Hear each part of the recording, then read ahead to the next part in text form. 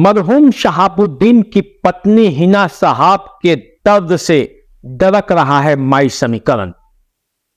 हिना साहब के आंसू राजद पर भारी पड़ेंगे।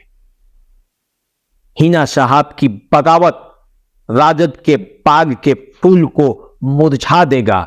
फिर तेजस्वी के ताजपोशी के लिए वो फूल कहां से आएगा और वो माला बनाकर कौन उन्हें पहनाएगा? आज यही सवाल है, क्योंकि ओसामा के गिरफ्तारी के बाद जिस तरह बिहार के मुसलमानों में धीरे धीरे राजद के प्रति बगावत के सुर उठने लगे हैं, अगर वो समय पर नहीं रुका तो ये आंदोलन कहीं जोर न पकड़ ले, और फिर जब ये जोर पकड़ेगी तो बात दूर तलक जाएगी और ये राजद के लिए काफी नुकसानदेह साबित होगा। आज इन्हीं सभी बातों पर चर्चा के लिए मैं आपके बीच आया हूं और आज विस्तृत इस पर बातचीत भी होगी, तो आप हमारे साथ बने रहिए और सबसे पहले हमारा अभिनंदन स्वीकार कीजिए। नमस्कार, देसी अड्डा पर आपका स्वागत है। मैं हूं राकेश तिवारी। चलिए अब इस मामले को पूरा विस्तार से समझते हैं कि आखिर हिना साहब के दर्द से क्यों बिहार के मुसलमान परेशान हैं और क्यों वे राजद से चाहते हैं कि शहाबुद्दीन के परिवार पर उनका खास ख्याल हो। मोहम्मद शहाबुद्दीन इस बिहार के मुसलमानों के सबसे बड़े नेता थे। वे राजद के एक इशारे पर मर मिटने को तैयार थे। राजद से वफादारी उनकी ऐसी थी कि वो लालू के इशारे पर कोई भी काम करने के लिए तैयार खड़े रहते थे।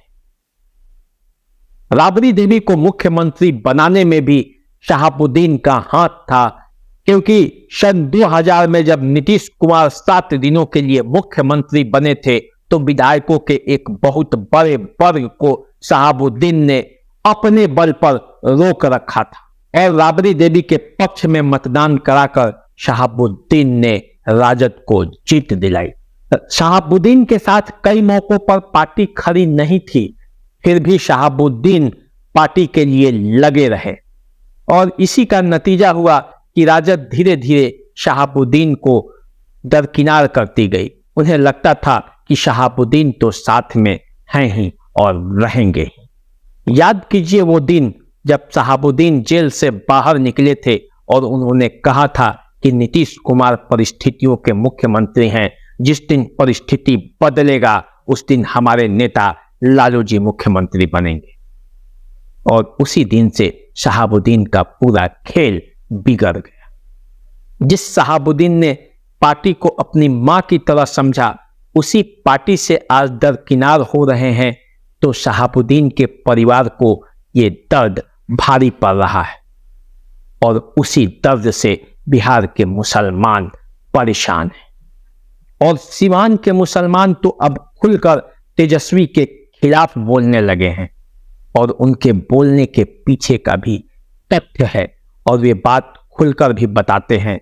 जब शहाबुद्दीन की मौत हुई और वे दिल्ली में थे तो उन्हें सीवान लाने तक की जहमत राजद ने नहीं उठाई, जबकि राजद चाहती तो शहाबुद्दीन का शव सीवान आ सकता था। ऐसा शहाबुद्दीन के समर्थकों का मानना है। उनका मानना है कि गोपालगंज जाने के लिए लालू यादव और तेजस्वी के पास तो समय है, लेकिन सीवान आने के लिए उनके पास कोई समय नहीं है। जबकि शहाबुद्दीन के जमाने में बिना शहाबुद्दीन से मिले लालू जी की काफिला गोपालगंज तक नहीं जाती थी।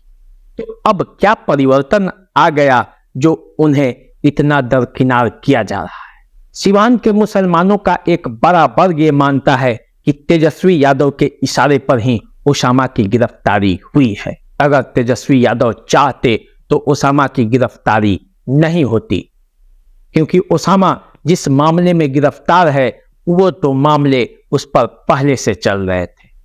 अब चुनाव में हिना साहब ने चुनाव लड़ने का ऐलान किया है तो उसके बाद ओसामा पर दबाव बनाया जा रहा है।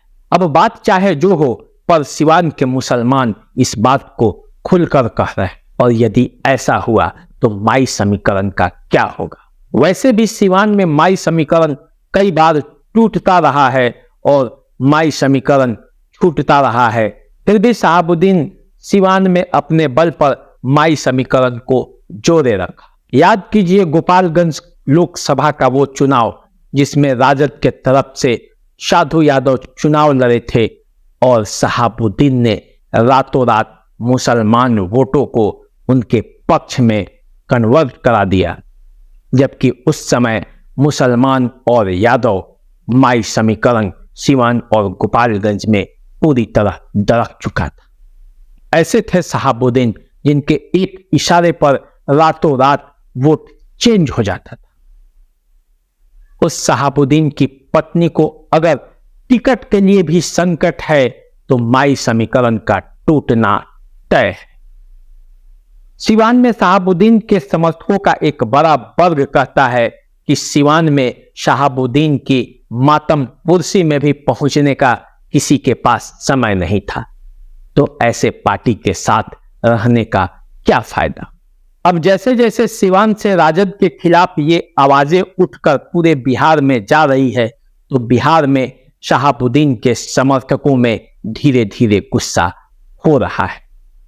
बिहार के मुसलमान ये सोचने पर मजबूर हो रहे हैं कि यदि शहाबुद्दीन जैसे वफादार को पार्टी तरजीह नहीं दे रही है तो उसे कैसे देगी।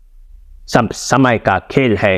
एक समय ऐसा था जब शहाबुद्दीन के इशारे पर बिहार में टिकट बांटी जाती थी। आज वही समय है कि उनकी पत्नी को भी टिकट नहीं मिल रहा है। कुल मिलाकर ऐसा लगता है कि राजद शहाबुद्दीन के परिवार से छुटकारा चाहती है। वो चाहती है कि जिस शहाबुद्दीन को लेकर उसे कटघरे में खड़ा किया जाता है उससे पूरी तरह छुटकारा पाले, और यदि ऐसा करते करते बिहार में माई समीकरण दरक गया तो फिर क्या होगा ये समय बताएगा। चलिए इसी तरह के और मुद्दों पर जानने, समझने और देखने के लिए हमारे साथ जुड़े रहिए। देसी अड्डा को सब्सक्राइब कर लीजिए, फेसबुक, इंस्टाग्राम पर हमें फॉलो कर लीजिए, हमें लाइक भी कीजिए और कमेंट करके हमें बताइए कि आप कैसा वीडियो चाहते हैं। नमस्कार।